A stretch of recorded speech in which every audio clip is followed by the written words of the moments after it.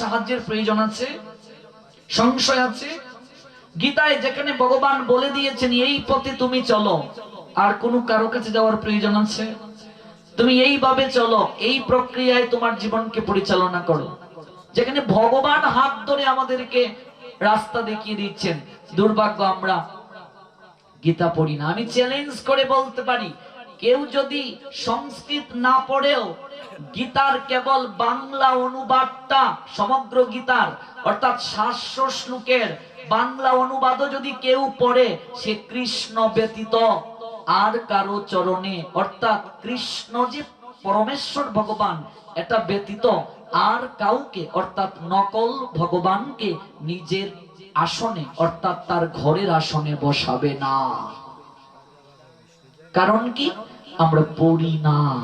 যে আমাদেরকে যেভাবে মডিফাই করে আমরা এটাই ভেবে নিই। অনেকে আছে, না গো আমরা চাকরিজীবী, আমাদের পক্ষে এত নিয়ম পালন করা সম্ভব নয়, এই মতে দীক্ষা নিলে সব খাওয়া যায়, কোনো নিয়ম নীতি নেই, তাহলে চলো এখান থেকেই দীক্ষা নিয়ে নিই। এই যে আমরা সহজে বিশ্বাসী, আদৌ শাস্ত্র কি বলছে আমরা জানার চেষ্টা করি না।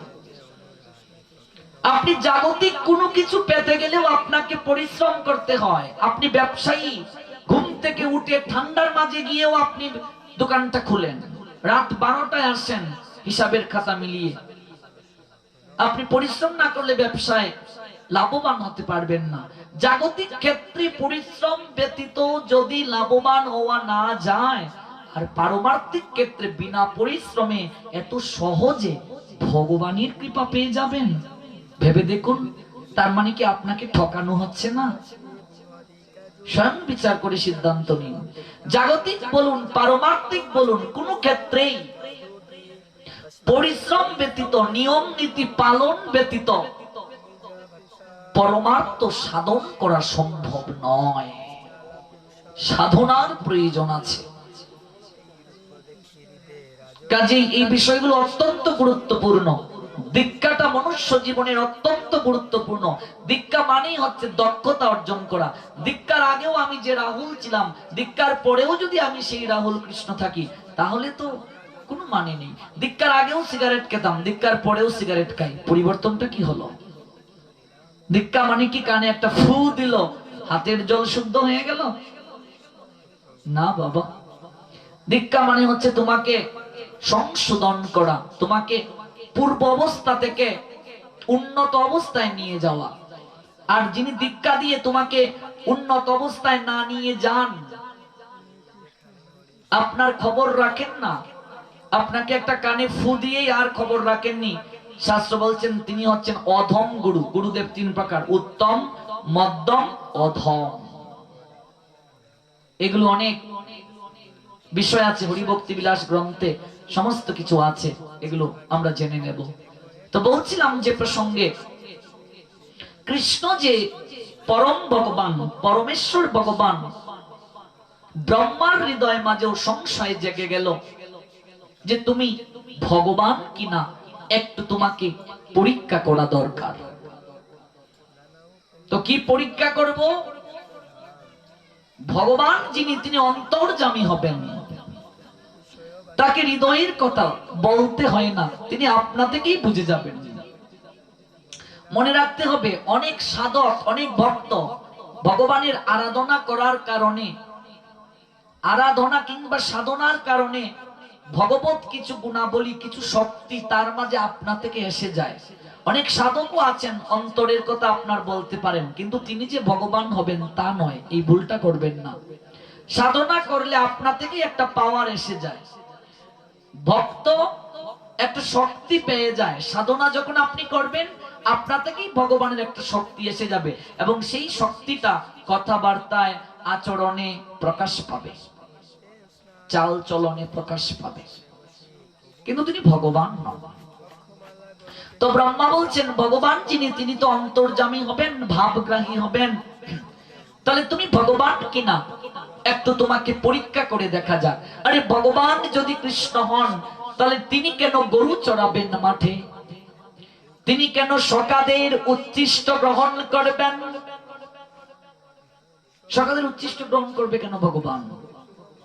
ব্রহ্মা মনে মনে ভাবছেন, কৃষ্ণের যত লীলা তার চেয়ে শ্রেষ্ঠ হচ্ছে নরলীলা। মানুষ উপরে উঠে সাধনায়, নিচ থেকে এই জায়গায় উঠতে অনেক কষ্ট করতে হয়েছে।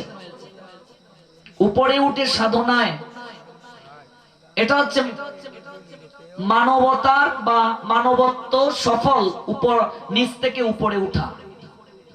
কিন্তু ভগবান করুণা করে উপর থেকে নিচে নেমে আসেন।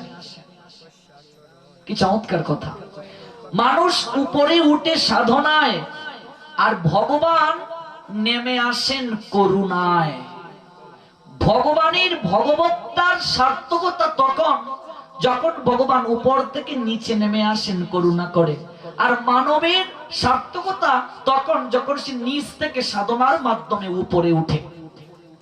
মানুষ উপরে উঠে সাধনায়, ভগবান নেমে আসেন করুণায়, আর উভয়ের মিলন হয় প্রেম যমুনায়। উপরে উঠে মানব সাধনায়, ভগবান নেমে আসেন করুণায়, আর উভয়ের মিলন হয় প্রেম যমুনায়।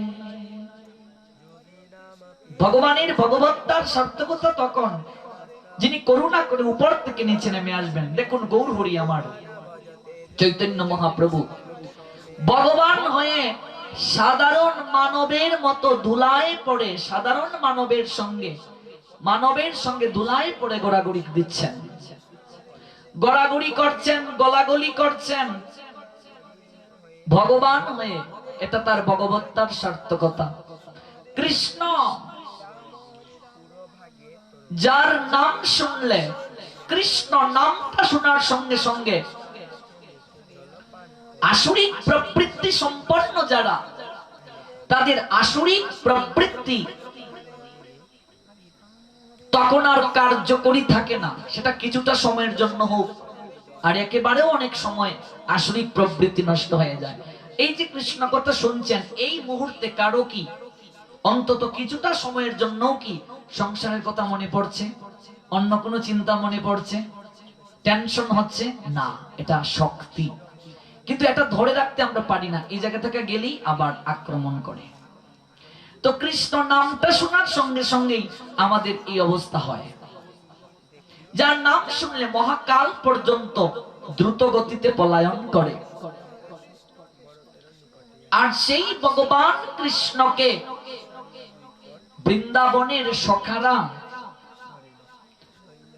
ফল তুলে নিজে প্রথমে খায়, খেয়ে দেখে ফলের মাঝে বিষ আছে কিনা, কোন ফলটা টক, কোন ফলটা মিষ্ট। গাছ থেকে ফল তুলে নিজে প্রথমে খায়, খেয়ে দেখে ফলে বিষ আছে কিনা।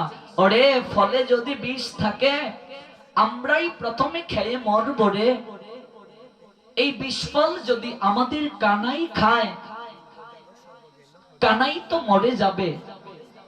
কারণ পাঁচটা ভাবে ভগবানকে ভালোবাসা যায়, আরাধনা করা যায়। শান্ত, দাস্য, সক্য, বাৎসল্য, মধুর। তার মধ্যে সক্য ভাবটা কি? গা ডলাডলি। যেমন এখানে আমার যে সকল ভক্তরা আসে তাদের প্রত্যেকের সঙ্গে আমার সক্য প্রীতি, মানে বন্ধুত্বের সম্পর্ক। এজন্য আমরা একসঙ্গে এক পালঙ্কে আমরা 9 জন 10 জন ঘুমিয়ে থাকি।